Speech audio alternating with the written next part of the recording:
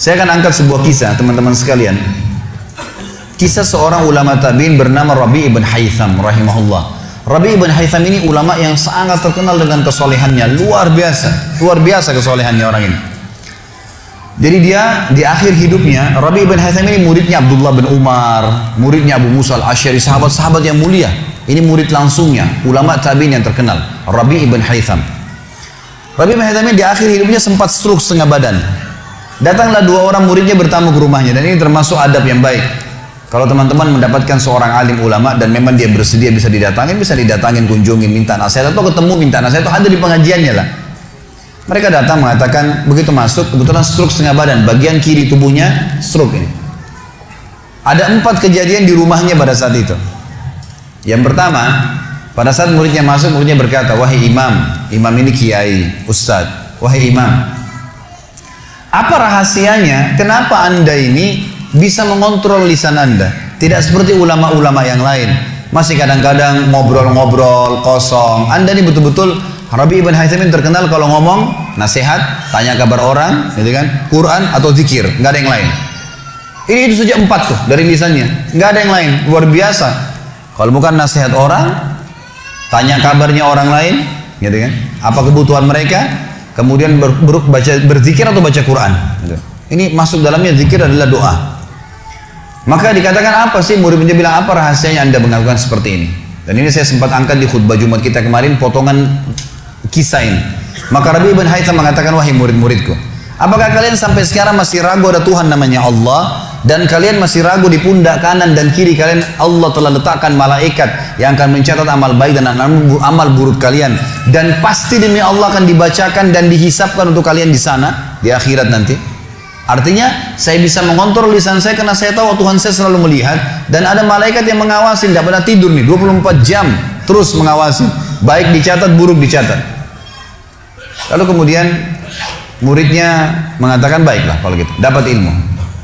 Kejadian pada saat itu teman-teman sekalian yang lain adalah, yang kedua, baru mau ngobrol sama murid-muridnya, tiba-tiba anaknya Rabi' bin Haytham keluar dari dapur, masuk ke ruang tamu pamit. Anak laki-lakinya lalu berkata, wahai ayahku, semoga Allah senantiasa menjaga anda.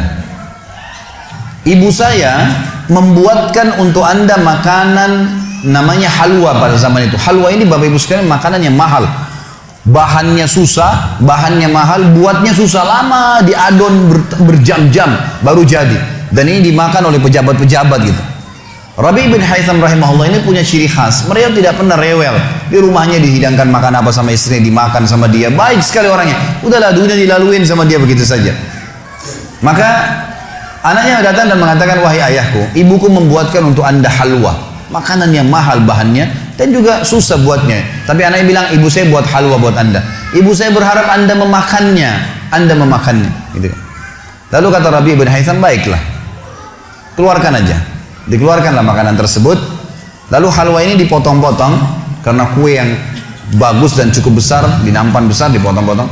Baru saja Rabi' bin Haytham mau memegang dengan tangan kanannya, karena sebelah kirinya sakit, diambil sebelah kanan.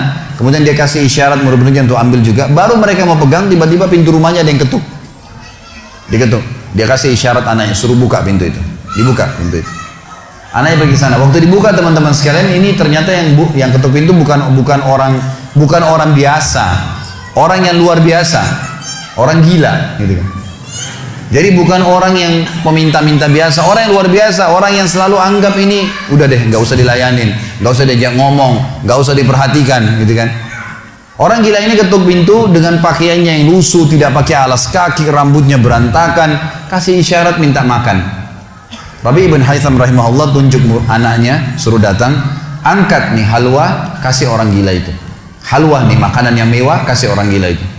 Dibawa sama anaknya. Anaknya ini Rabi' bin Haytham waktu bawa piring itu, niatnya ingin memberikan ke orang gila 1 potong, gitu kan. Begitu tiba depan pintu, orang gila lihat makanan enak, walaupun gila tahu juga ini makanan enak, gitu kan. Diambil sama dia piringnya, diambil dimakan semua. Dalam kisahnya dikatakan sampai air liurnya jatuh di situ, dihabisin sama dia. Sudah habis teman-teman sekalian, apa yang terjadi? Orang gila nggak ngerti, dia nggak terima kasih, nggak apa, piringnya dilempar pergi. Anaknya Rabi' bin Haytham ini tahu nilainya makanan yang ibunya buat tadi. Diambil piring itu, ditutup pintunya, lalu dia kembali lagi. Kemudian dia bilang sama ayahnya, wahai ayahku, semoga Allah senantiasa menjaga Anda. Sebelum saya lanjutkan kisah teman-teman sekalian, saya sarankan juga bahwa teman-teman di sini yang sudah punya anak, biasakan selalu menggunakan doa antara suami istri dengan anak, itu penting sekali. Karena kata Nabi SAW, jangan ucapkan kata-kata doa yang bisa berbau doa buruk buat kalian, diri kalian, keluarga kalian, dan harta kalian. Karena bisa saja malaikat lewat dan mengaminkannya. Ya. Kita harus selalu doa yang baik gitu kan. Jadi Rabi' bin Haytham membiasakan anaknya untuk dilatih berdoa yang baik. Jadi selalu kalau mau minta tolong, nah semoga Allah menjagamu, ambilkan ayah ini. Nah semoga begini, semoga Allah menjagamu, semoga Allah berikan kau rezeki, ambilkan ayah seperti ini. Jadi selalu diikuti dengan doa. Anaknya pun terbiasa mendoakan ayahnya.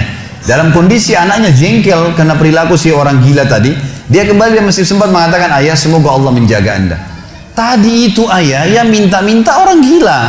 Dia tidak mengerti nilainya makanan yang kita kasih. Kalau tadi Anda suruh saya ke dapur ngambil apa saja, roti lah, apalah, dia makan juga. Kenapa harus halwa yang ibu saya setengah mati buat, biayanya mahal, buatnya lama, gitu kan? Jadi anaknya butuh jawaban nih. Perhatikan apa jawabannya orang beriman kepada Allah dan tahu benar kata kunci bertambahnya rezeki justru dengan sedekah itu. Kata dia apa? Ya waladi illam yadri fallahu yadri.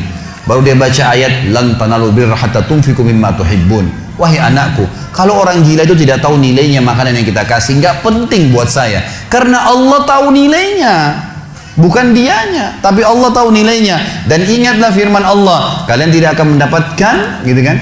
Kalian tidak akan mendapatkan balasan sempurna daripada sedekah kalian sampai kalian menginfakkan apa yang paling kalian cintai. Saya suka halwa itu, tapi disuruh kasih. Teman-teman sekalian, pelajaran luar biasa dari kisah ini. Pernah nggak kita berpikir berikan makan orang gila? Kadang-kadang subhanallah kita lihat orang gila ambil di sampah, kita biarin, nggak mau dilihat. Kalau kita nggak kasih makanan dia, siapa yang akan kasih makan? Dan Allah tetap menilai kita dan sesuai dengan niatnya. Innamal a'malu binniyat. Termasuk saya pernah jelaskan ke jamaah saya di pengajian, kalau ada orang datang ke masjid kita ini sekarang bawa proposal, teman-teman sekalian, nih proposal saya mau bangun masjid, butuh bantuan 1 miliar, kita nyumbang semua, terkumpul 1 miliar. Sebulan kemudian kita tahu orang itu dusta, rugi kah kita? Tidak rugi sama sekali. Kita akan dapatkan pahala bangun masjid walaupun masjidnya belum dibangun. Karena innamal a'malu binniyat, gitu kan? Allah akan kasih begitu. Siapa yang niat mengerjakan satu perbuatan, niat dalam hatinya, belum dikerjakan dapat 1 pahala, dikerjakan diberikan pahala 10 kali lipat sampai 700 kali lipat, kata Nabi SAW. Jadi jelas sekali, gitu kan? Bagaimana Rabi' bin Haytham mengajarkan kepada kita bersedekah, teman-teman, sampai pada orang gila pun dikasih. Karena Allah akan menilai kebaikan itu. Bagaimana bisa kita tidak lakukan? Maka selesai kisah yang kedua. Kisah yang ketiga adalah muridnya mengatakan, wahai imam, apa nasihat anda untuk kami dalam masalah ibadah? Tentu yang jadi saksi bahasan tadi orang gila dikasih makan itu ya.